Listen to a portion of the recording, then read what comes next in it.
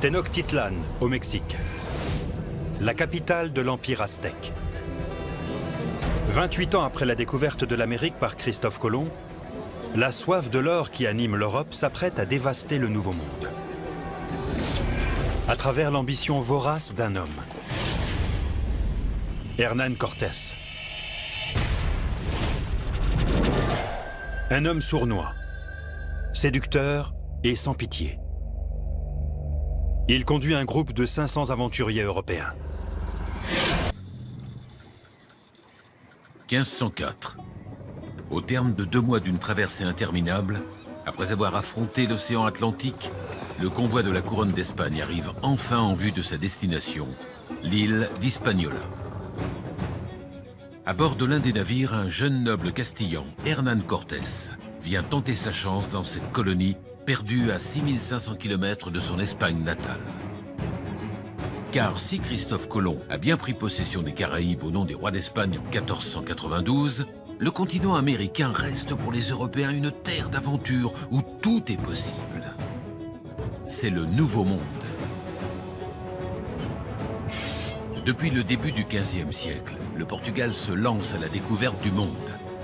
À l'assaut de l'inconnu, des explorateurs intrépides parcourent les côtes à bord de leurs navires, remontent les fleuves et cartographient chaque rivage, chaque île. Dans ces nouveaux territoires, tout est à construire. On a besoin d'hommes audacieux et intrépides. Pour eux, un tel voyage est une promesse de gloire et de richesse. Comme Cortés, ils sont des centaines à s'embarquer pour une aventure aussi exotique que périlleuse. Devenu secrétaire du gouvernement espagnol de Cuba, Cortés participe à la conquête de l'île. Parti de peu, il se retrouve bientôt riche, mais cette situation confortable ne le satisfait pas. Il est fasciné par les fabuleux récits de ces grands navigateurs partis explorer les confins du monde. Lorsque le gouverneur lui propose le commandement d'une expédition d'exploration des côtes mexicaines, il saute sur l'occasion. La vente de ses terres et des emprunts lui permettent de recruter de solides marins, mais surtout d'acheter un maximum d'armement. Car Cortés envisage secrètement toutes les possibilités, notamment celle de conquérir de nouveaux territoires au nom de la couronne d'Espagne. Le gouverneur, méfiant, ordonne immédiatement qu'on lui retire son commandement. Trop tard. Cortés a déjà levé l'ancre, cap sur le Mexique, en toute illégalité. 11 navires, 518 combattants, 14 canons, 16 chevaux et quelques chiens à la conquête de l'inconnu. Cortés, improvisé chef de guerre hors la loi, sait qu'il ne peut plus faire demi-tour. Mais s'il revient les bras chargés de richesses, le roi lui pardonnera sa désobéissance. Il est devenu un conquérant, un conquistador.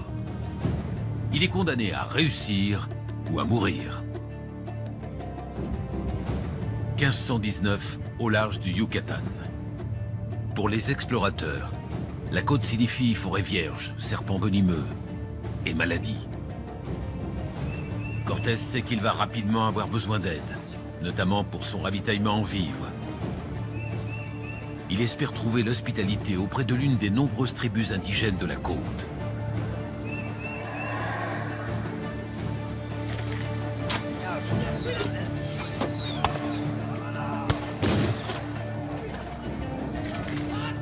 La cavalerie espagnole et les armes d'acier ravagent les guerriers ennemis.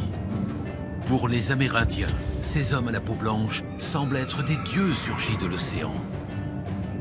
En échange de promesses de paix, les Amérindiens leur offrent des tribus, nourriture, or et esclaves. Parmi eux, Malintzin, que les Espagnols renomment la Malinche. L'esclave est à la fois belle, intelligente et cultivée. Elle parle plusieurs langues, notamment celle d'une grande civilisation que les conquistadors ne vont pas tarder à découvrir, l'Empire aztèque. Les Aztèques sont l'un des nombreux peuples indiens d'Amérique centrale.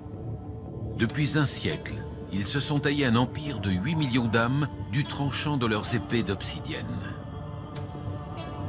Depuis leur capitale Tenochtitlan, ils dominent la plus grande partie du Mexique. La légende raconte que, pourchassés par leurs ennemis, les Aztèques auraient trouvé refuge sur une île marécageuse, au cœur d'un grand lac. Un aigle agrippant un fruit dans ses serres aurait été le signe des dieux. Ici s'élèvera un jour la grande cité aztèque, Tenochtitlan. Depuis, ils ont imposé leur volonté et leur religion à presque toutes les autres tribus environnantes. Toute nouvelle cité vaincue doit adopter le culte de Huitzilopochtli, le grand dieu aztèque de la guerre et du soleil. Pour permettre aux dieux de continuer d'exister, on les abreuve de sang humain. De véritables razzias sont menées sur les villages. L'objectif, ramener le maximum de prisonniers, puis les offrir en sacrifice.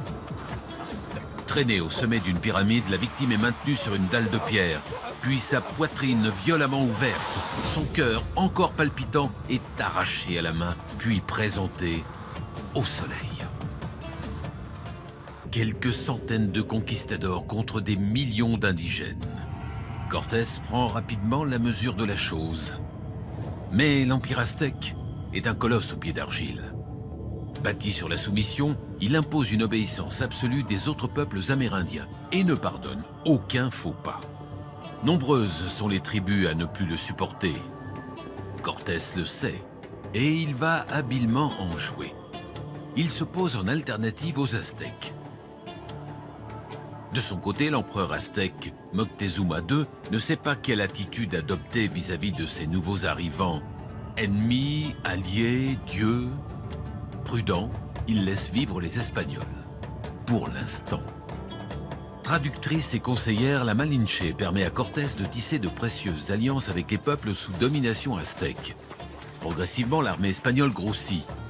Après 2 mois de périple et de négociations, le conquistador arrive enfin en vue de la capitale, Tenochtitlan. Moctezuma décide finalement de les inviter à le rencontrer. L'empereur aztèque Moctezuma. L'homme le plus riche et le plus puissant des Amériques. Il règne sur 25 millions de sujets. Il accueille Cortés et ses hommes dans son palais. Cette erreur va transformer à jamais un continent entier. Surveillés par les guerriers aztèques, les conquistadors avancent prudemment. Sur leur garde, ils sont émerveillés par la somptuosité de la cité. La rencontre entre les deux chefs est celle de 2 mondes. Tout les oppose. Néanmoins, Moctezuma offre l'hospitalité. Les Espagnols se retrouvent dans une situation étrange. Venus s'emparer de nouveaux territoires, les voilà invités pacifiquement. Cortés, au cœur d'une cité étrangère, entouré d'indigènes pratiquant des sacrifices humains, ne sait pas quoi faire. Il a plusieurs options.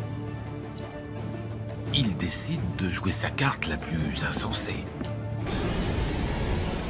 Cortés a un plan.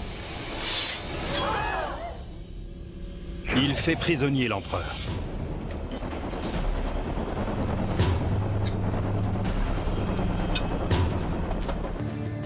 Son calcul est simple. En décapitant l'Empire, il pense que les Aztèques se soumettront.